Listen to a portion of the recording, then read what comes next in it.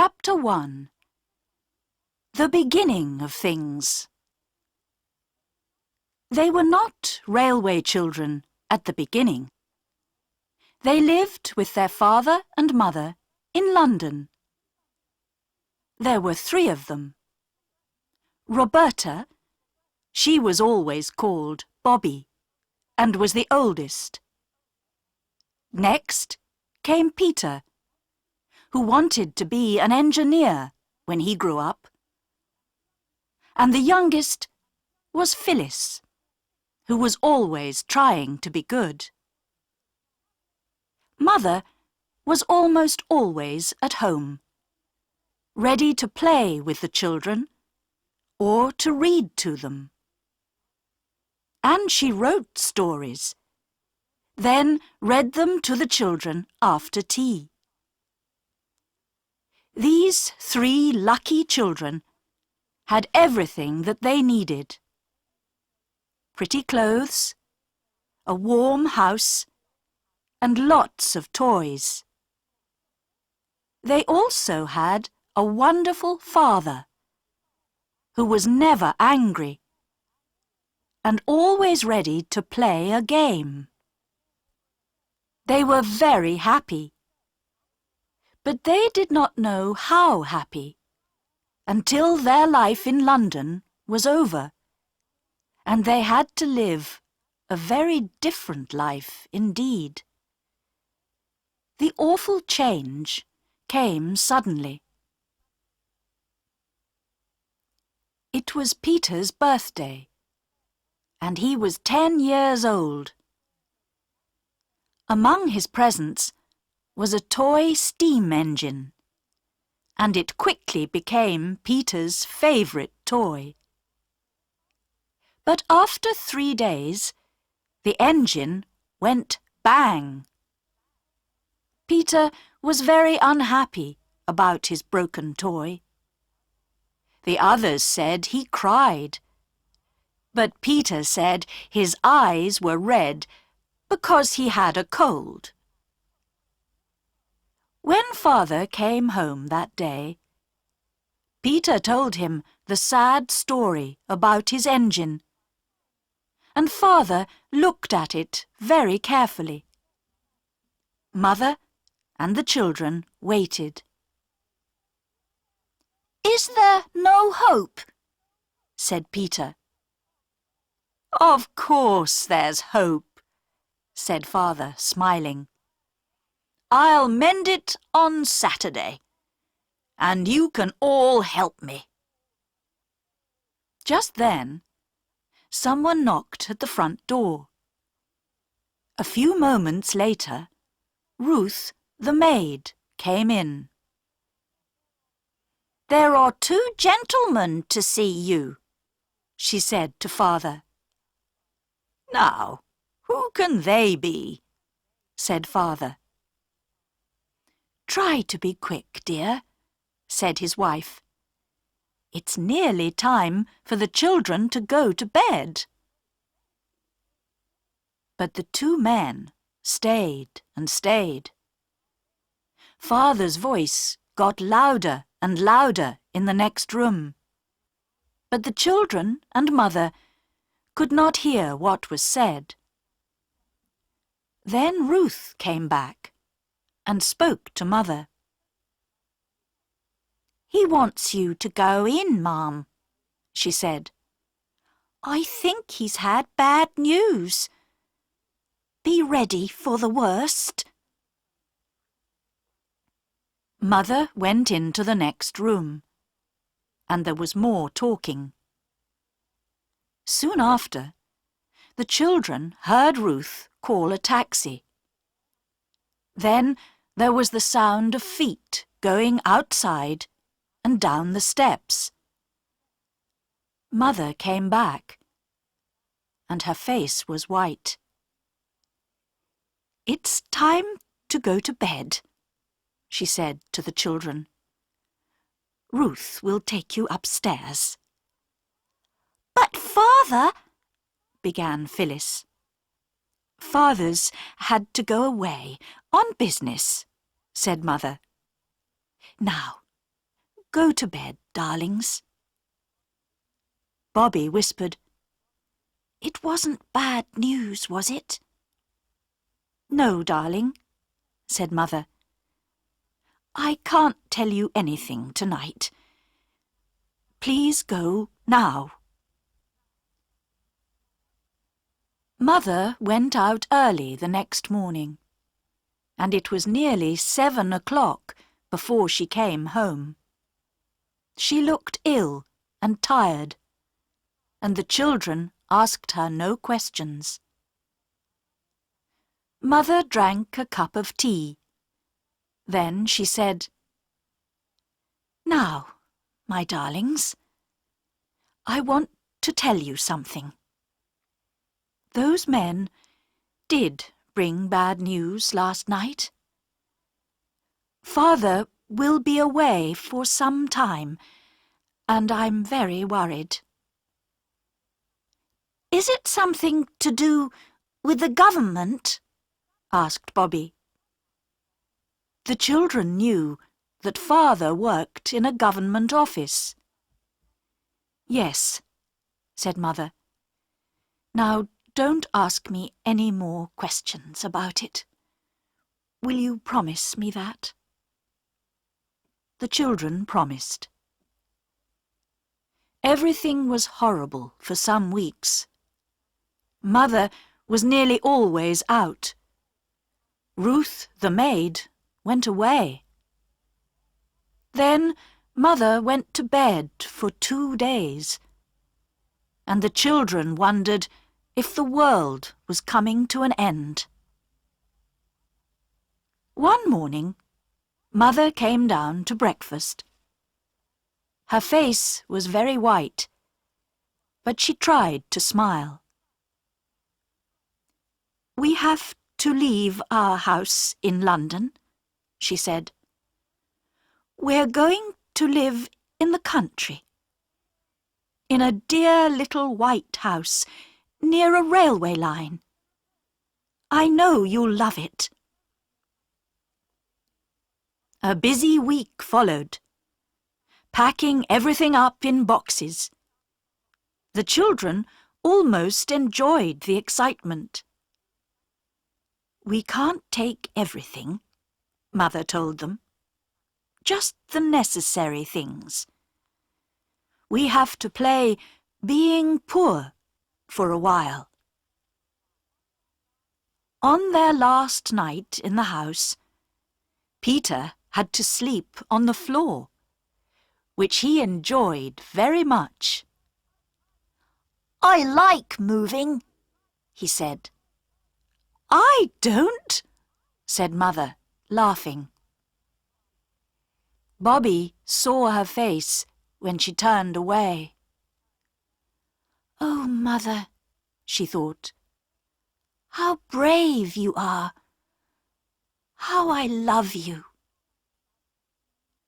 Next day, they went to the railway station and got on a train.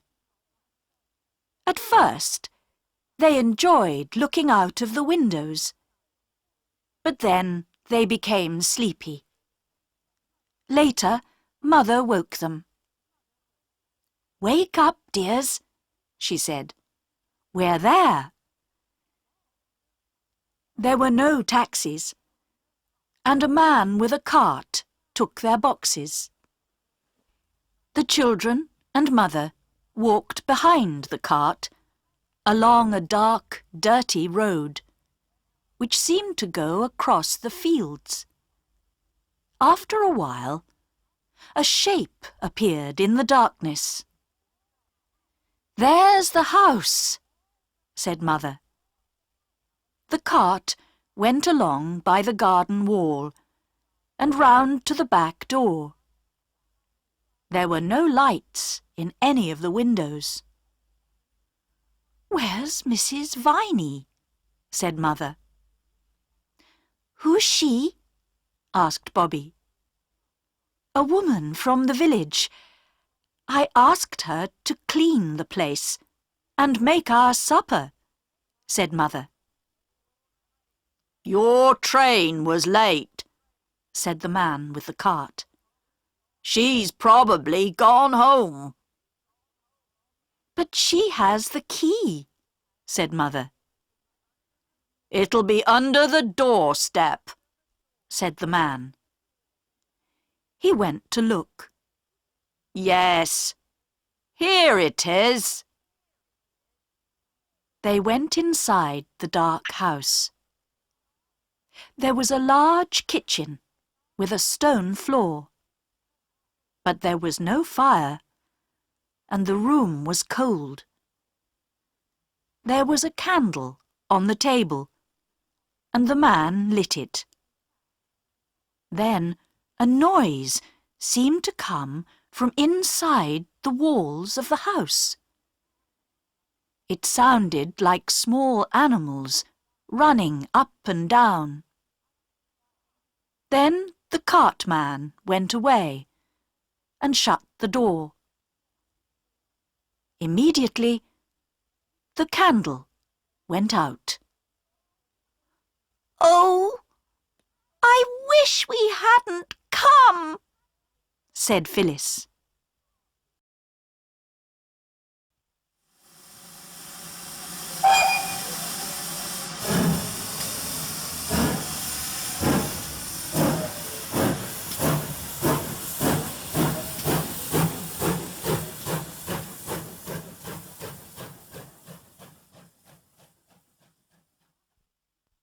Chapter 2. Peter and the Coal.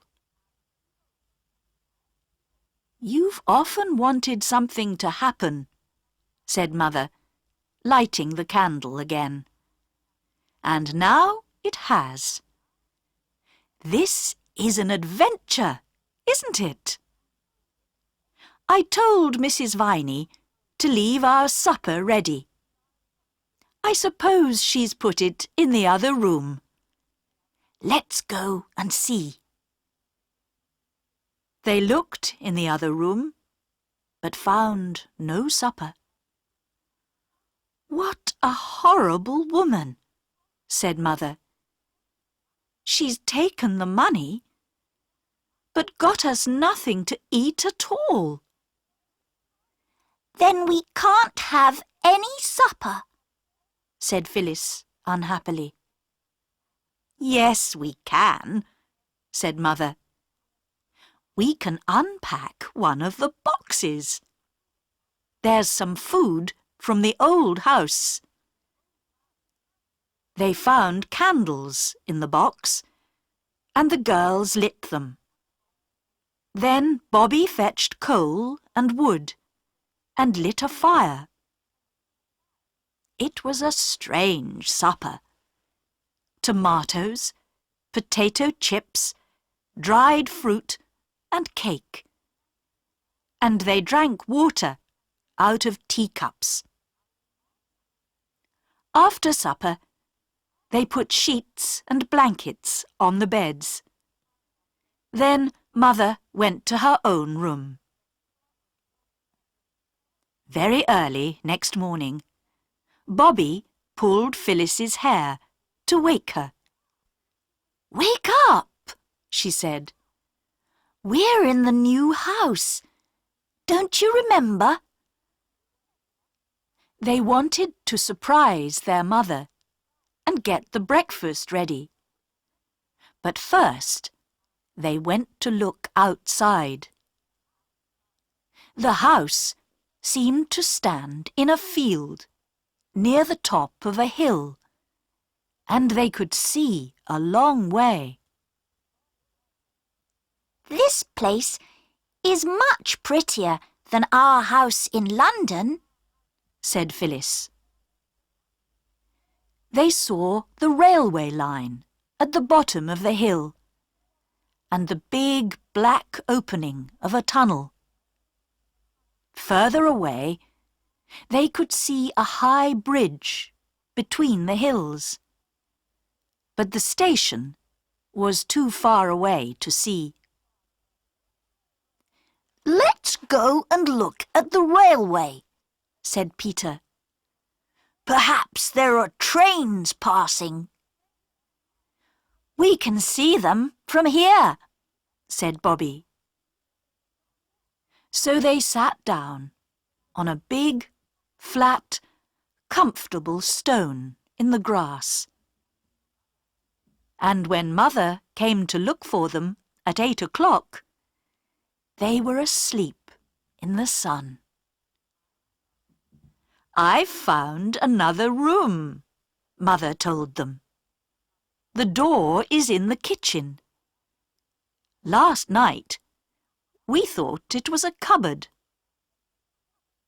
There was a table in the little square room, and on the table was their supper. "There's a letter from Mrs. Viney," explained Mother. "Her son broke his arm, and she went home early. She's coming again later this morning." "Cold meat and apple pie for breakfast?" laughed Peter. "How funny!" But their supper made a wonderful breakfast. All day they helped Mother to unpack and arrange everything in the rooms. It was late in the afternoon when she said, "That's enough work for today. I'll go and lie down for an hour before supper." The children looked at each other. "Where shall we go?" said Bobby, although she already knew the answer. "To the railway, of course!" cried Peter. At the bottom of the hill there was a wooden fence, and there was the railway, with its shining lines, telegraph wires and posts, and signals. They all climbed onto the top of the fence.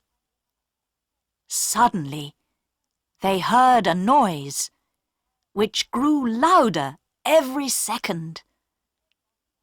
They looked along the line towards the dark opening of the tunnel. The next moment, the railway lines began to shake, and a train came screaming out of the tunnel. "Oh!" said Bobby, when it had gone. "It was like a great wild animal going by." "It was very exciting," said Peter. "I wonder if it was going to London," said Bobby. "London is where Father is." "Let's go down to the station and find out," said Peter. They walked along the edge of the line, beneath the telegraph wires, to the station. They went up onto the platform and took a quick look into the porter's room. Inside, the porter was half asleep behind a newspaper. There were a great many railway lines at the station. On one side of the big station yard was a large heap of coal, which the steam trains used for their engines. There was a white line on the wall behind, near the top of the heap. Later, when the porter came out onto the platform, Peter asked about the white line. "It's to show how much coal there is in the heap," said the porter. "So we shall know if anybody steals some." The porter was smiling, and Peter thought he was a nice, friendly person. And so the days passed. The children did not go to school now. and Mother spent every day in her room, writing stories. Sometimes she managed to sell a story to a magazine, and then there were cakes for tea. The children did not forget their father, but they did not talk about him much, because they knew that Mother was unhappy. Several times she had told them that they were poor now. But it was difficult to believe this, because there was always enough to eat, and they wore the same nice clothes. But then there were 3 wet days, when the rain came down, and it was very cold. "Can we light a fire?" asked Bobby. "We can't have fires in June," said Mother. "Coal is very expensive." After tea, Peter told his sisters, I have an idea. I'll tell you about it later, when I know if it's a good one. And 2 nights later, Peter said to the girls, Come and help me. On the hill, just above the station, there were some big stones in the grass. Between the stones, the girls saw a small heap of coal. I found it, said Peter.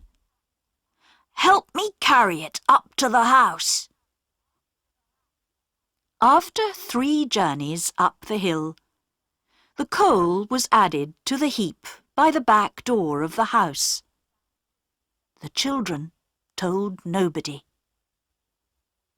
A week later, Mrs. Viney looked at the heap by the back door and said, "There's more coal here than I thought there was."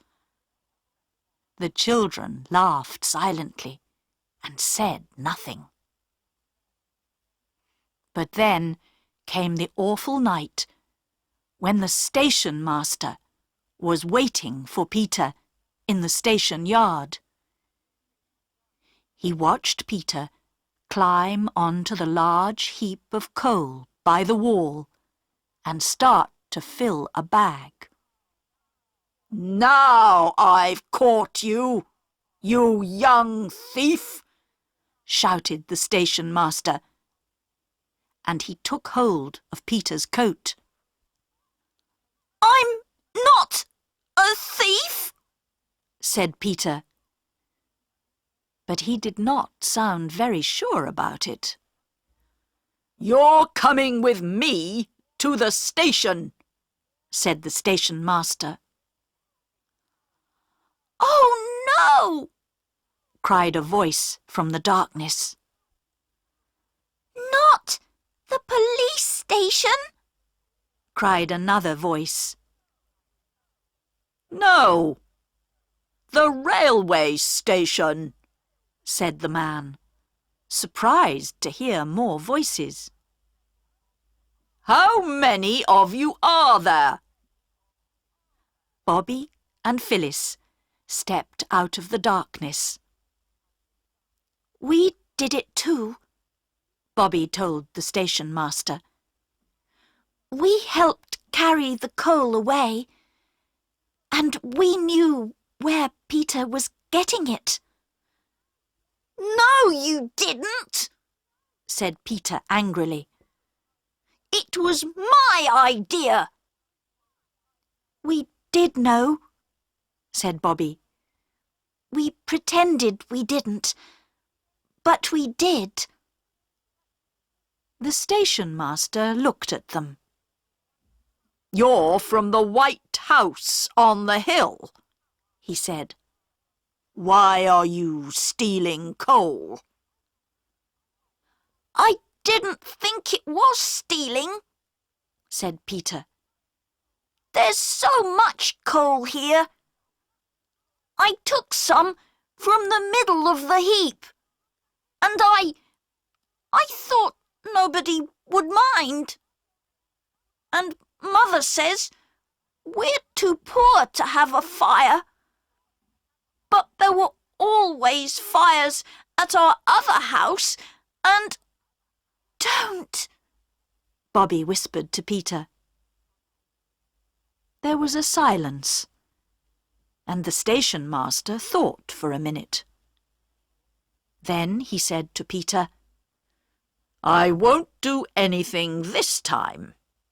But remember, this coal belongs to the railway, and even from the middle of the heap, it's still stealing."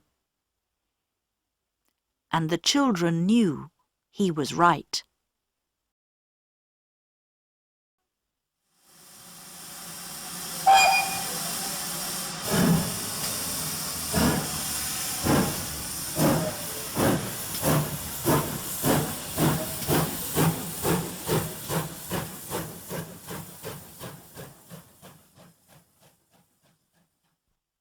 Chapter 3. The Old Gentleman. The children could not keep away from the railway, and they soon got to know the trains that passed by. There was the 9:15 and the 10:07 and the midnight train that sometimes woke them from their dreams. One morning, they were sitting on the fence, waiting for the 9:15, when Phyllis said, It's going to London, where Father is. Let's all wave as it goes by. Perhaps it's a magic train, and it can take our love to Father." So, when the 9:15 came screaming out of the tunnel, the three children waved, and a hand waved back. It was holding a newspaper, and it belonged to an old gentleman. The old gentleman travelled on the 9:15 every day. He had white hair and looked very nice, and soon they were waving to him every morning. They pretended he knew Father, and that he was taking their love to him. At first, they did not visit the station. After the trouble with the coal, Peter was afraid of seeing the station master again. But then he did see him, on the road to the village one day. "Good morning," said the station master in a friendly way. Good morning," said Peter. "I haven't seen you at the station recently," said the station master. "After the trouble with the coal," began Peter. "That's over and forgotten now," said the station master. "You come to the station when you like." "Oh, thank you," said Peter. And the three children went the very same day. They spent a happy 2 hours with the porter, a nice, friendly man called Perks, who answered all their questions about trains and railways. The next day, Mother stayed in bed because her head ached so badly. She was very hot and would not eat anything, and Mrs. Viney told her to send for Dr. Forrest. So Peter was sent to fetch the doctor. I expect you want to be nurse, Dr. Forrest said to Bobby after he had seen Mother. Your mother is ill and must stay in bed. I'll send some medicine for her. But she will need fruit and milk and some other special things that I'll write down on a piece of paper for you. When the doctor had gone, Bobby showed Mother the piece of paper. Mother tried to laugh. Impossible, she said. We can't buy all those things. We're poor, remember? Later, the children talked together. Mother must have those things, said Bobby. The doctor said so. How can we get them for her? Think, everybody, just as hard as you can. They did think. And later, when Bobby was sitting with Mother, the other two were busy with a white sheet, some black paint, and a paintbrush. The next morning, the 9:15 came out of the tunnel, and the old gentleman put down his newspaper, ready to wave at the three children. But this morning, there was only one child. It was Peter. Peter was showing him the large white sheet that was fixed to the fence. On the sheet were thick black letters that read, "Look out at the station." A lot of people did look out at the station, but they saw nothing strange. But as the train was getting ready to leave, the old gentleman saw Phyllis running towards him. I thought I was going to miss you, she shouted, and pushed a letter into his hand through the window as the train moved away. The old gentleman sat back in his seat and opened the letter. This is what he read. Dear Mr. We do not know your name. Mother is ill, and the doctor says we must give her these things at the end of the letter. But we haven't got enough money to get them. We do not know anybody here except you, because Father is away, and we do not know his address. Father will pay you, or if he has lost all his money, Peter will pay you when he is a man. We promise it. Please give the things to the station master, because we do not know which train you come back on. Tell him the things are for Peter, the boy who was sorry about the coal. Then he will understand. Bobby, Phyllis, Peter. Written below the letter were all the things the doctor had ordered, and the old gentleman read through them. His eyes opened wide with surprise, but he smiled. At about 6 o'clock that evening, there was a knock at the back door. The three children hurried to open it, and there stood Perks, the friendly porter, with a large box. He put it on the floor. The old gentleman asked me to bring it," he said. Perks left, and the children opened the box.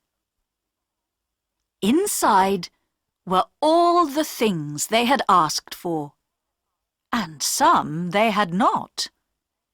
Some wine, 2 chickens, 12 big red roses, and there was a letter.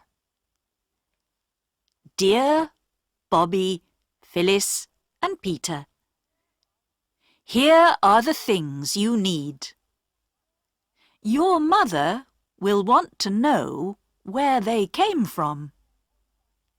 Tell her they were sent by a friend who heard she was ill. When she is well, you must tell her all about it, of course. And if she says you were wrong to ask for the things, tell her that I say you were right, and that I was pleased to help. The name at the bottom of the letter was G.P. something. The children could not read it. "I think we were right," said Phyllis. "Of course we were right," said Bobby. "I hope Mother thinks we were right too," said Peter. But he didn't sound very sure.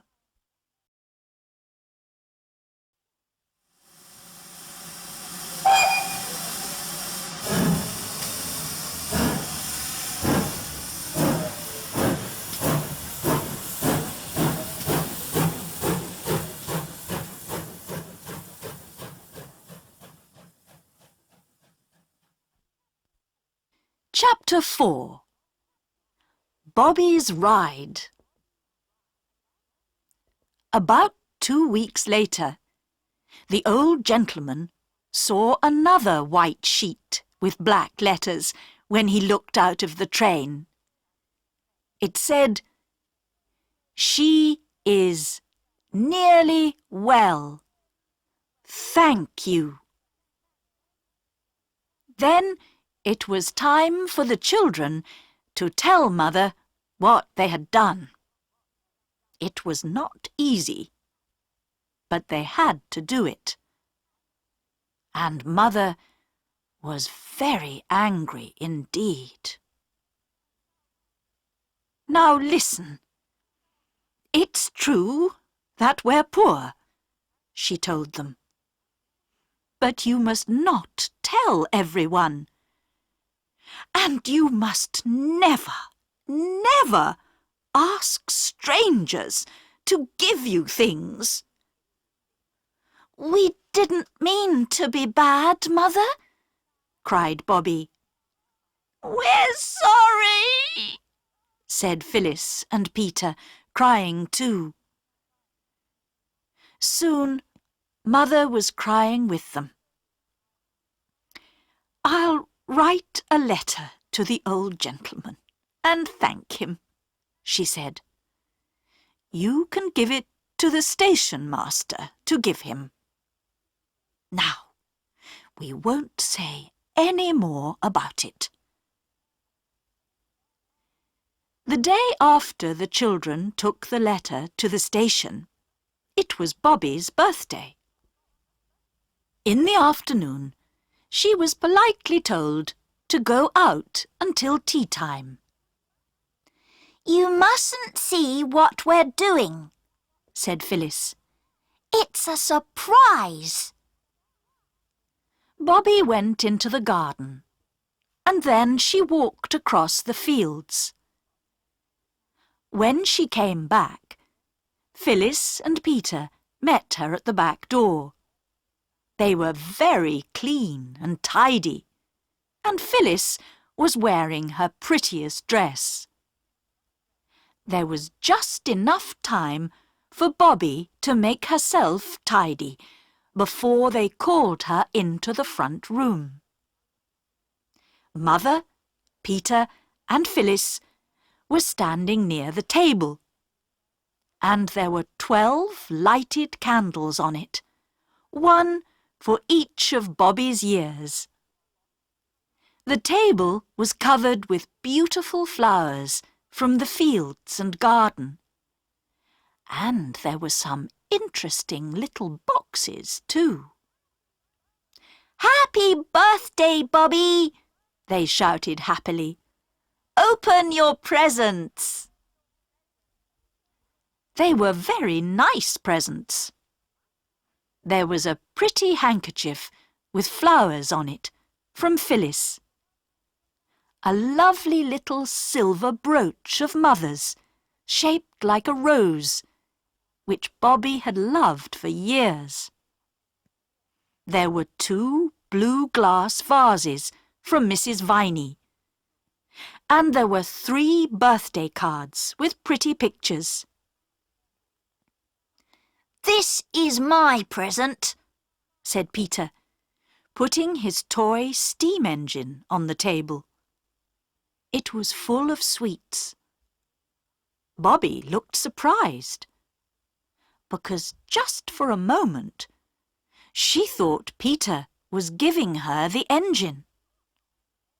"Not the engine," he said quickly. "Only the sweets." But he had seen the look on her face. "I mean, not all the engine. You can have half, if you like," he said bravely. "Thank you, Peter," said Bobby. "It's a wonderful present." And she thought, it was very kind of Peter to give me half of his engine. Well, I'll have the broken half, and I'll get it mended. It was a lovely birthday. But later that night, Bobby came silently down the stairs to get her presents.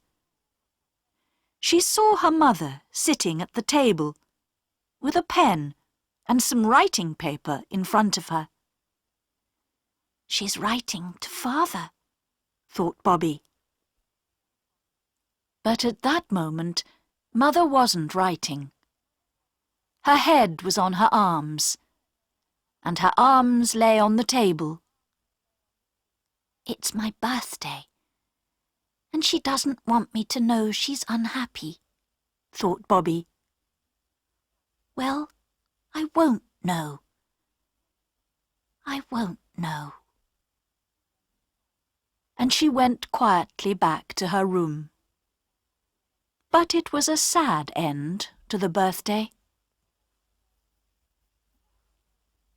The next day, Bobby put Peter's engine in a box and took it down to the railway. She did not go to the station, but she went along the line to the place where the engines stopped.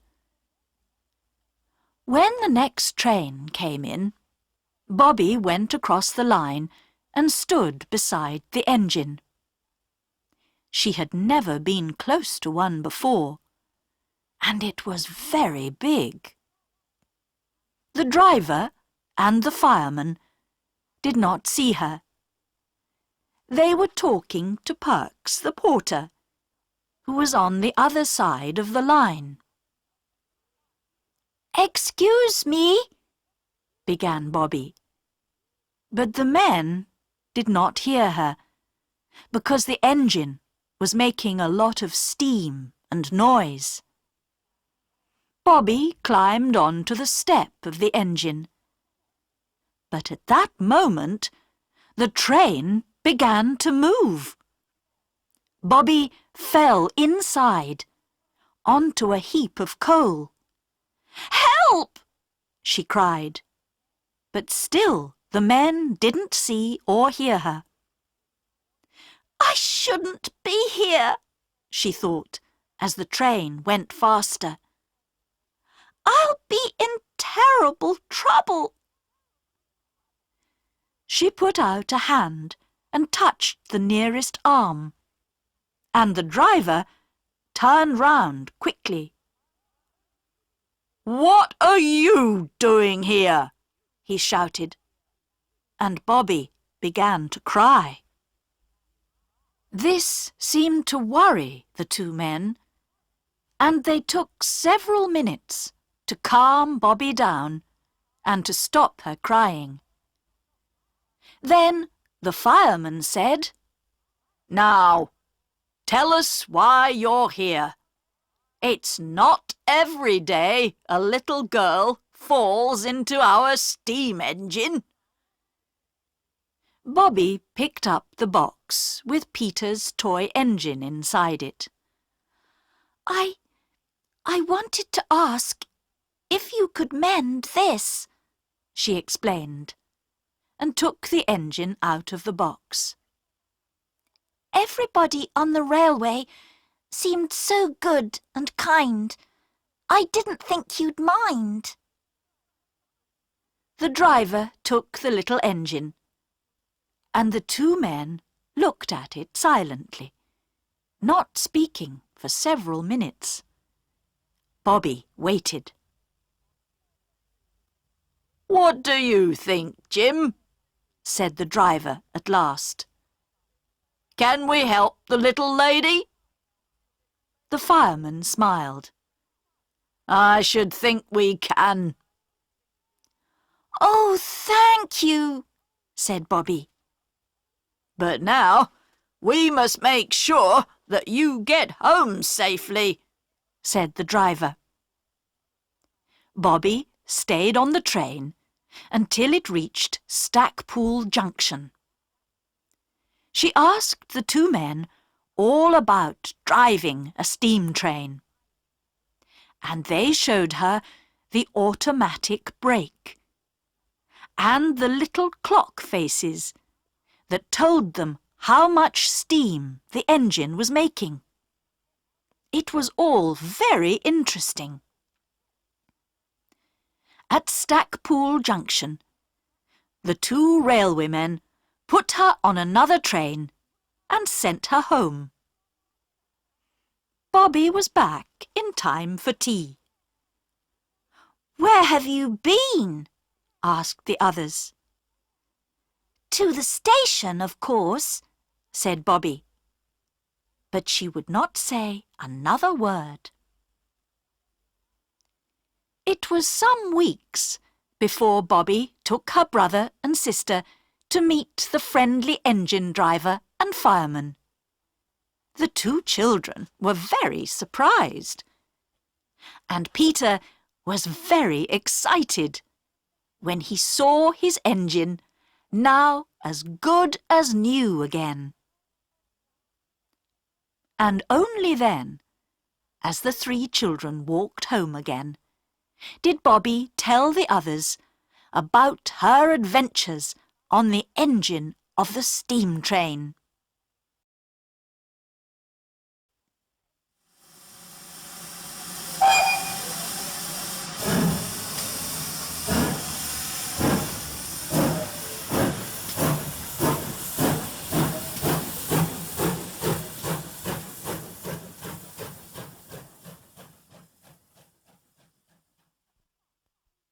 Chapter 5. Saving the Train. One day, the children were walking by the fence along the top of the hill beside the railway line. The line here ran through a deep little valley, and the hillside on both sides of the line was very rocky. But among the rocks, grass and flowers grew, and many small trees. Phyllis stood by the fence and looked down to the lines at the bottom. "It's like looking down the side of a mountain," she said. Suddenly, they heard a noise.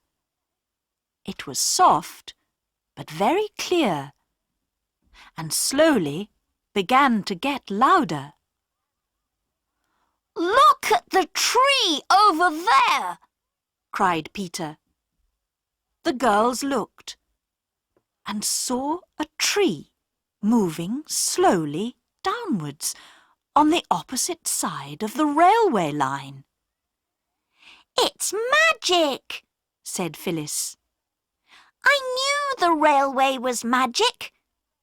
Look, some other trees are moving too. They watched as the trees moved on and on, grass and stones moving with them. Then a big rock began to move as well, and suddenly half the hillside was moving. A second or two later, everything came crashing down in a big heap on the railway line below. It's right across the line, said Phyllis, feeling a little frightened now. Yes, said Peter slowly. And the 11:29 hasn't gone by yet. We must let them know at the station, or there will be an awful accident. There isn't time, said Bobby. It's past 11 now. They thought for a moment. We need something red. Then we could go down on the line and wave it, said Peter. Everyone knows that red means danger, and the train would stop. Our petticoats, said Phyllis. They're red. Let's take them off. The girls did this. Then the three of them ran along the line to a corner. When they were round the corner, it was impossible to see the heap of trees and rocks. We'll need some sticks as well, said Peter, taking one of the petticoats. Now. He took a knife from his pocket. You're not going to cut them, are you? said Phyllis. Yes, cut them, said Bobby. If we can't stop the train, there will be a real accident and people will be killed. They cut the petticoats into 6 pieces and put them onto sticks. Now they had 6 red flags. Next, they pushed 2 of the flags into heaps of stones between the lines. Then Bobby and Phyllis each took one, and Peter took the other 2. They stood ready to wave them immediately the train appeared. It seemed a long time before the railway lines began to shake and they heard the train coming. Wave your flags, ordered Peter. But don't stand on the line, Bobby. The train came very, very fast. The lines began to shake, and the 2 flags that were pushed into the heaps of stones soon fell over. But Bobby ran across and picked up one of them. The train's not going to stop, she shouted. They won't see us. It's no good. She ran on to the line, waving her 2 flags. Get back, Bobby! shouted Peter. But Bobby did not move from the line. She waved and waved her flags, shouting, "Stop! Stop!" as the big black engine came towards her. It did stop, but only 20 meters from Bobby. Peter and Phyllis ran along the line to tell the driver about the trees and rocks around the corner. But Bobby couldn't move because her legs were shaking too much. She had to sit down on the ground. But they had saved the train. "You're brave and clever children," the driver told them. Some weeks later, a letter arrived at the little white house on the hill. It was for Peter, Bobby and Phyllis, and it said, "Dear Sir and Ladies, we would like to say thank you for saving the train and stopping a very bad accident. Please come to the station at 3 o'clock on the 30th of the month, if this is a suitable day. J. Inglewood, Secretary, the Northern and Southern Railway Company." It was to be a very special day indeed. The three children went down to the station at the right time, dressed in their best clothes, and the station master came to meet them. "Come into the waiting room," he said. He took them into the room where people usually waited for the trains. But now there was a carpet on the floor and flowers above the pictures on the walls. Perks the porter was there, and several men in high hats and long coats. There were ladies in expensive dresses, and people who had been on the train on Red Petticoat Day. Best of all, their own old gentleman was there, and he came across to shake their hands. Then everybody sat down on chairs, and an important-looking man got up to speak. He said nice things about the children, how brave and clever they were, and then he sat down. Next, the old gentleman got up and said more nice things about them. Then he called them across and gave each of them a beautiful gold watch. "These are from the Northern and Southern Railway Company," he said, "to say thank you for the brave and sensible thing that you did to save the train." It was a wonderful day, a day that seemed more like a dream than real life. Afterwards, the old gentleman walked with them to the little white house. "I want to meet the mother of these clever children," he said.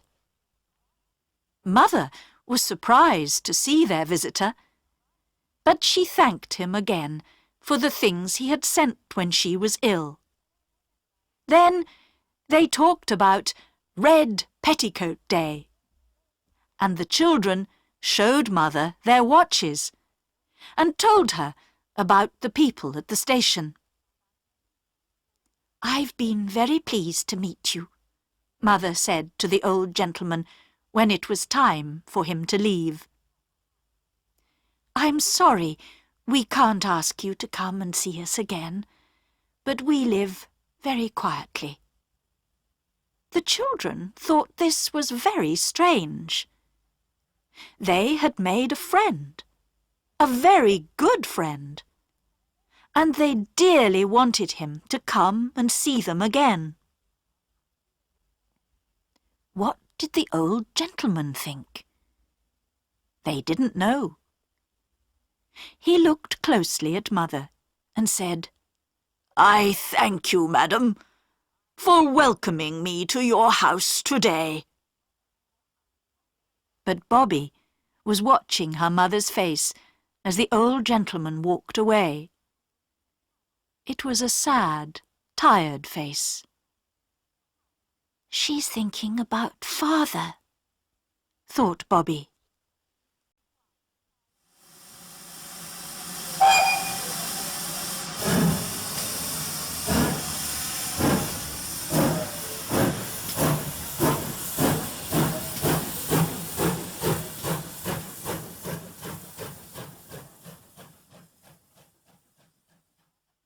Chapter 6. A Birthday for Perks.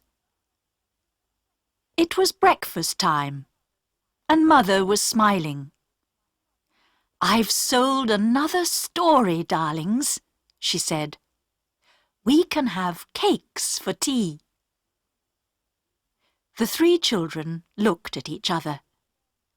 Then Bobby said, "Can we have the cakes on Thursday instead of today? It's Perks's birthday on Thursday." "How do you know?" asked Mother. "I showed him my brooch, the one you gave me for my birthday, and I asked him about his birthday.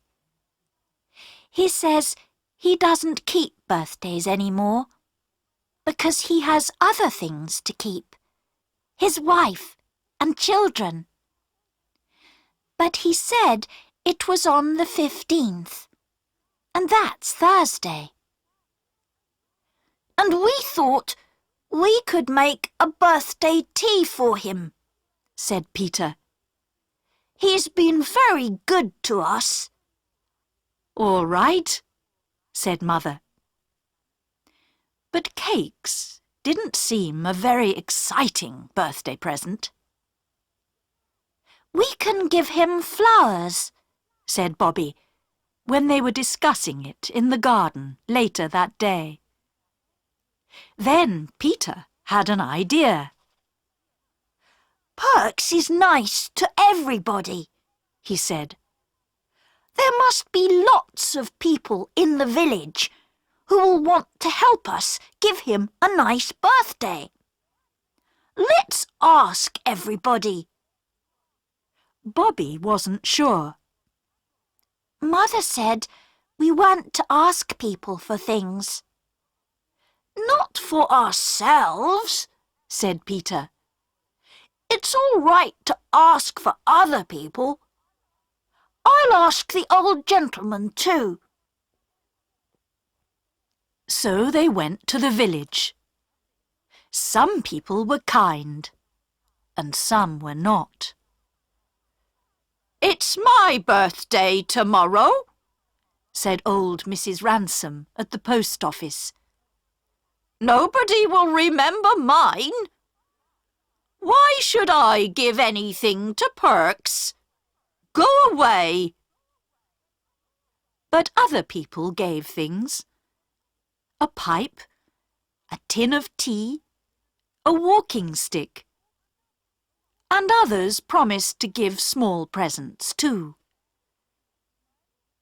Early the next morning, Bobby and Phyllis went into the garden and cut some roses. They put them into a box with one of Bobby's prettiest handkerchiefs. Then they wrote on a piece of paper, "For Mrs. Ransom, for her birthday, with our love," and put it inside the box. Bobby and Phyllis took the box down to the post office and put it inside the door when the old woman wasn't looking. While they were gone, Peter told his mother about Perks's presents. "We're not doing it because he's poor," said Peter, "but because we like him." "I hope he understands that," said Mother. On Thursday morning, the children went to fetch the presents which other people had promised. Eggs, meat, tomatoes. The old lady at the post office was standing outside as they went by. "I want to thank you for the roses," she said. "We're pleased you liked them," said Phyllis. "And here's your box," said Mrs. Ransom, giving it back to them. It was now full of shiny red apples. She smiled. "The Perkses children will like them. And I've got a pram in the back of the shop. It was for my daughter's first child, but the child died after 6 months. I'd like Mrs. Perks to have it for her little boy. Will you take it?" "Thank you," said Bobby. "We will." The children put all the presents in the pram, and at 3 o'clock they pushed it to the Perkses' little yellow house. Mrs. Perks and her young children were surprised to see them. "We know it's Mr. Perks's birthday," said Peter, "and we've brought some presents for him." The woman's eyes got bigger and bigger with surprise as each thing was taken from the pram. "Perks has never had a birthday like it," she said. The cakes and the presents were put on the table. Then the children hid in the other room when they heard Perks coming home from work. They wanted to surprise him by jumping out and saying "Happy Birthday" after he'd seen the presents. "What's all this?" they heard him say. "What's that pram doing here?" His wife explained, but too quietly for the children to hear. But they heard Perks shout, "I'm not having any of it. We've managed all these years, asking people for nothing. And I'm not going to start taking things now. We may be poor, but we don't need charity." Bobby ran into the other room. "We thought you'd be pleased," she cried. "We didn't mean to do anything wrong," said Peter, following her. I'll never be kind to anyone again," said Phyllis, starting to cry. "Don't you understand?" said Perks. "People in the village will laugh at me. Poor Perks, he can't take care of his own family. We have to give him things. That's what they'll be saying now." "No," cried Bobby. "It's not charity. People were happy to give you birthday presents. The man at the village shop said, 'I'm pleased to give something to Mr. Perks. He always pays his bills.' And the woman at the post office wanted you to have the pram. It was for her granddaughter, but the little girl died." "I'm not sending the pram back, Bert," said Mrs. Perks when she heard this, "so don't ask me to." I won't," said Perks quietly. "And other people said you were kind and polite and hard-working," said Bobby. "They wanted to give you a birthday present. The old gentleman gave Peter £1 for you. He said you were a man who was good at his work. We thought you would like—" "Stop!" Perks said suddenly. "I take back every word I said. I don't know if I was ever so pleased. Not only with the presents, but with the kind thoughts of our neighbours. They're the best presents of all, aren't they, Nell?" "They are," agreed his wife happily. Perks looked at the children. "You'll stay to tea, won't you?" he said. "Oh, yes, please," they said.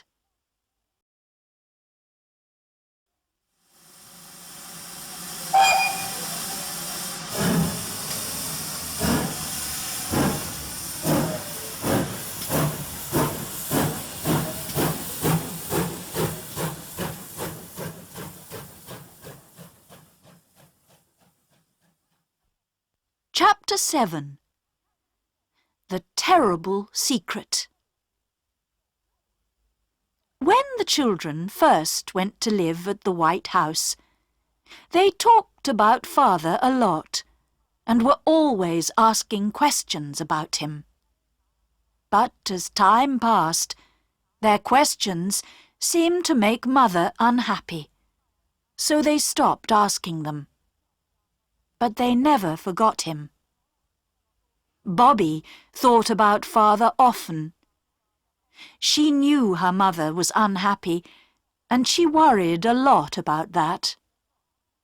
And why was Father away for so long? Was there something that Mother wasn't telling them? The answer came on the day she went to the station to fetch the magazines. They were old magazines, which people left on trains or in the waiting room. Perks said the children could have them to read. And one day Bobby went to fetch them. "I'll just put some newspaper round them to keep them together," said Perks, and he took an old newspaper from the heap. The magazines were heavy, and Bobby stopped to rest on the way home. She sat on the grass and dropped them beside her. As she did this, she looked at the newspaper and read some of the words on the page. And it was like a terrible dream. She never remembered how she got home, but she went to her room and locked the door. Then she took the newspaper off the magazines and looked at it again. The words seemed to jump at her. 5 years in prison for spy. And the name of the spy was the name of her father. Bobby was very quiet at tea time. "Is anything wrong?" Mother asked her.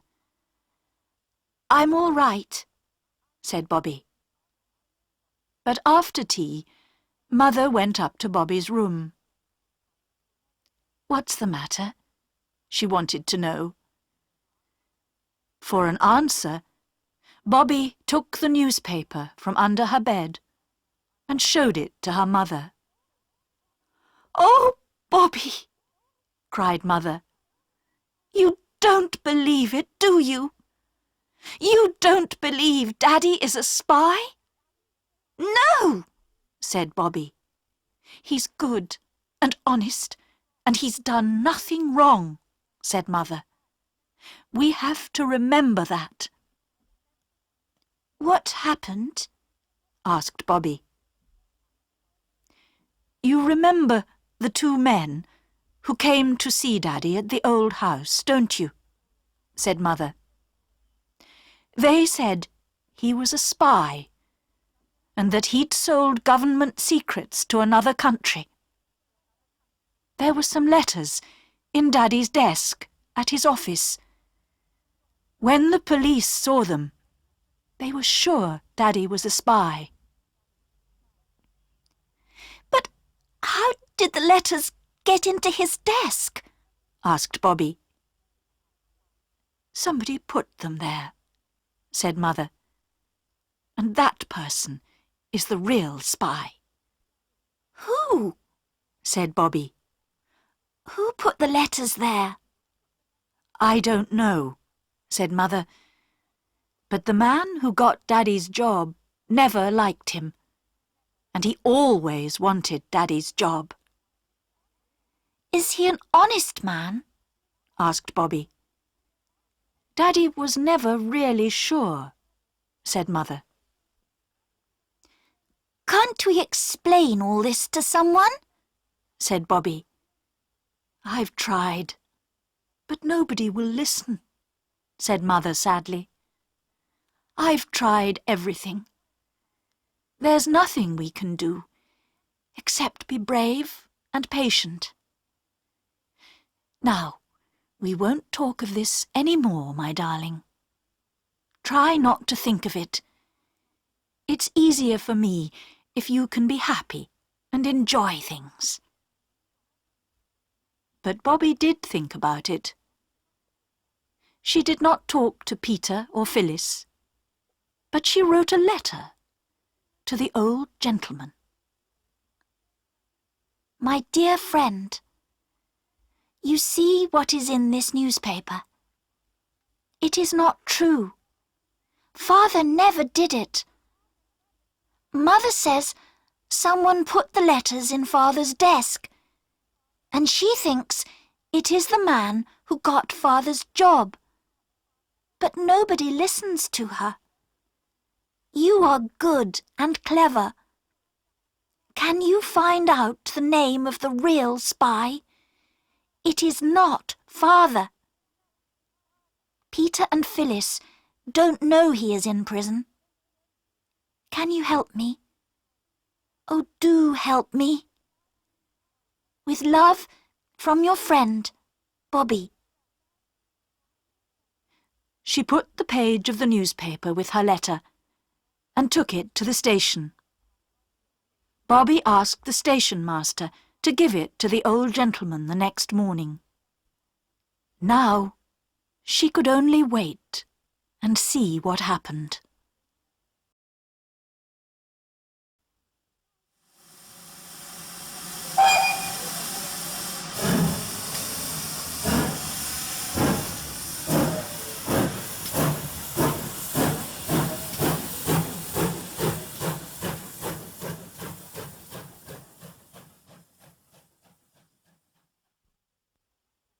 Chapter 8. The Boy in the Red Shirt. The boys from the school in Maidbridge are having a paper chase today, said Bobby the next morning. Parks thinks they'll go along beside the railway line. We could go and watch. There were men working on the railway line, and the children began by watching them. They almost forgot the paper chase, and were surprised when a voice said, "Let me pass, please." It was the first boy from the school. He's the hare, explained Bobby. All the other boys are the hounds, and they have to chase after him. There was a bag under the hare's arm. It was full of pieces of paper, which he dropped behind him for the other boys to follow. They watched as he ran into the black mouth of the tunnel. The workmen watched him too. "He shouldn't go in there," said one. "It's only a game," said another. "Passengers shouldn't cross the line." "He's not a passenger." Then came the hounds, following the pieces of white paper. They came down the steps at the side of the tunnel and disappeared into the darkness. The last boy was wearing a red shirt. Will they take long to get through the tunnel? asked Peter. An hour or more, guessed one of the men. Let's go across the top of the hill and see them come out the other end of the tunnel, Peter said to his sisters. The tunnel was cut through a hill. They climbed over stones and through narrow openings between trees. And at last they reached the very top of the hill. It's lovely up here, said Bobby, as she looked across the fields. It was worth the climb. The paper chase is worth the climb, said Phyllis. But hurry, or we'll miss it. But there was plenty of time, and they had to wait at the other end of the tunnel. Look! Here he comes! Shouted Peter at last. The hare came very slowly out of the shadows of the tunnel. Soon after came the hounds. They were going slowly too, and looked very tired. What shall we do now? said Bobby. That's not the last, said Peter. The hound in the red shirt isn't out yet. They waited and waited, but the boy did not appear. The children began to worry, and they climbed down to the mouth of the tunnel. But they couldn't see a boy in a red shirt. Perhaps he's had an accident, said Peter. Let's go and look. The tunnel was dark after the sunshine outside, and they walked beside the line. If a train comes, stand flat against the wall, said Peter.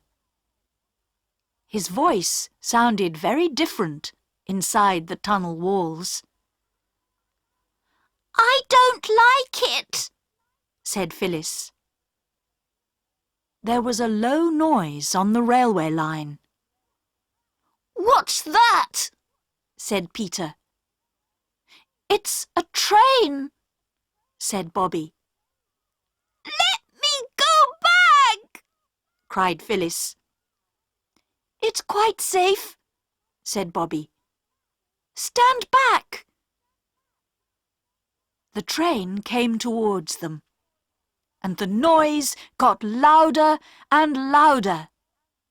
Then it was screaming past, and they could feel the hot air and smell the smoke. They pushed themselves flat against the tunnel wall. Oh, said the children after it was gone.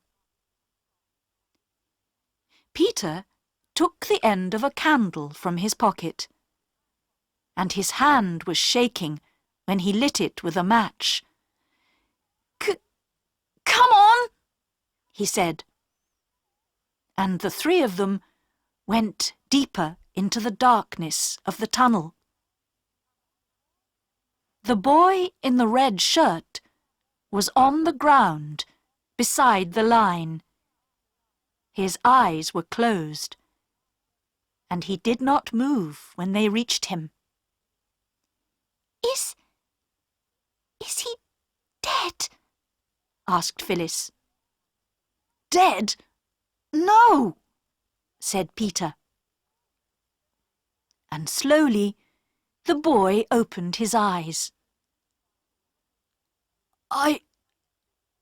I think I've broken my leg, he said. How did you get here? We saw you all go into the tunnel, and then we went across the hill to see you all come out," explained Peter. "The others came out, but you didn't. So we came to look for you." "You're very brave," said the boy. "Can you walk if we help you?" said Bobby. "I can try," said the boy. He did try, but he could only stand on one foot. "Oh, I must sit down. The pain is awful." He sat down again and closed his eyes. The others looked at each other. "You must go and get help," said Bobby quickly. "I'll stay with him. You take the longest bit of candle, but be quick." Peter looked worried. "Let me stay, and you and Phyllis go." "No," said Bobby. "You two go, and lend me your knife. I'll try and cut his boot off before he wakes up again. Just be quick." Bobby watched their figures disappear, then put her little candle beside the boy's foot. She used Peter's knife to cut off the boot. Then she looked at the broken leg. "It needs something soft under it," she thought, and then remembered her petticoat. She took it off and carefully put it under the boy's leg. He woke up a few minutes later. "What's your name?" asked Bobby. "Jim," he said. "Mine is Bobby," she said. "Peter and Phyllis have gone to get some help." "Why didn't you go with them?" he said. "Someone had to stay with you," said Bobby. "I must put out the candle, or it will burn itself out." "Are you afraid of the dark, Bobby?" asked Jim, when they were sitting in the darkness. Not very afraid," said Bobby. "But—" "Let's hold hands," said Jim. He put his large hand over her small one. Then they sat and waited. Peter and Phyllis went to a farm to get help. When the two children got back to the tunnel with the men from the farm, they found Bobby and Jim asleep. The men carried Jim on a piece of flat wood. "Where does he live?" asked one of them. "In Northumberland," answered Bobby. "He told me while we were waiting." "I'm at a school in Maidbridge," said Jim. "I suppose I must get back there." "A doctor ought to see you first," said the man. "Bring him to our house," said Bobby. "It's not far along the road. I'm sure Mother will say it's all right." Mother did say it was all right, although she was a little surprised at first. Then Bobby explained. "I'm sorry to be so much trouble," Jim said to Mother as the men carried him in. His face was white with pain. Don't worry, you poor dear, said Mother. You must go to bed, and I'll send for Dr. Forrest. Mother also sent a message to Jim's school to tell them what had happened. My grandfather lives near here, said Jim. Then I'll write and tell him too, said Mother. I'm sure he'll want to know. What's his name? After breakfast the next day, someone knocked at the front door. That will be the doctor again, said Mother. She went out of the kitchen and closed the door. But it wasn't the doctor. The children listened as Mother and the visitor went upstairs. They heard them talking and were sure that they knew the voice of the visitor. But who was it? After a while, the bedroom door opened, and they heard Mother and the visitor come down and go into the front room of the house. Then they heard Mother calling, "Bobby!" Mother was in the hall. "Jim's grandfather has come," she said. "He wants to see you all." They followed Mother into the other room. And there sat their own old gentleman. "Oh, it's you!" cried Bobby. "How wonderful!" said Peter. "But you're not going to take Jim away, are you? I was hoping he could stay." The old gentleman smiled. "No," he said. "Your mother is very kind. She has agreed to let Jim stay here. I thought of sending a nurse, but your mother was good enough to agree to be his nurse herself." "But what about her writing?" said Peter, before anyone could stop him. "There won't be anything for him to eat if she doesn't write." The old gentleman smiled kindly at Mother. "She has agreed to stop her writing for a while and become head nurse of my hospital." "Oh," said Phyllis. "Will we have to go away from the White House and the railway and everything?" "No, no, darling," Mother said quickly. "The hospital is here, at this house." "And my unlucky Jim is the only one needing a nurse," said the old gentleman. "But there will be a maid and someone to cook the meals until Jim is well." "Then will Mother start writing again?" asked Peter. "Perhaps something nice will happen, and she won't have to," said the old gentleman. "Take care of your mother, my dears. She's a woman in a million. Now, perhaps Bobby can take me to the door?" The two of them went outside, and the old gentleman said, "I got your letter, my child, but it wasn't necessary. When I read about your father in the newspapers at the time, I began trying to find out things.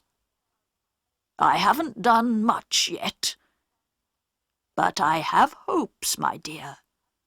I have hopes." "Oh," said Bobby, crying a little. But keep your secret a little longer, he said. You don't think Father did it, do you? Said Bobby. Oh, say you don't. I'm sure he didn't, said the old gentleman.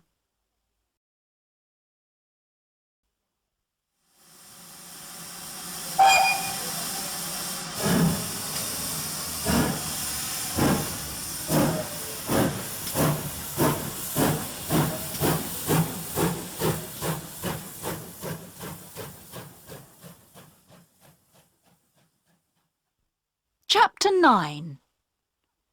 The Man at the Station.